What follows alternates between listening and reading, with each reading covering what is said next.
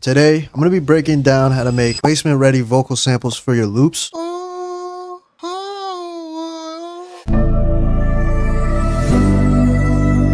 Basically, what I do is take the sample, open it in new tone. What you want to do here, you want to turn the variation down, turn the center up, and you want to select all the notes, go into this scissor edit drop down here, scale, and you're going to select the scale that you're in. Click snap to scale. That's basically going to move the notes in key. Once I rendered it to audio, I opened it in Edison and I added this blur to it. I think what this does is kind of add like reverse effects. I added a bunch of reverb, delay, EQ, taking out highs and lows, and this wider plugin to widen it. Here's how it sounds with the effects on.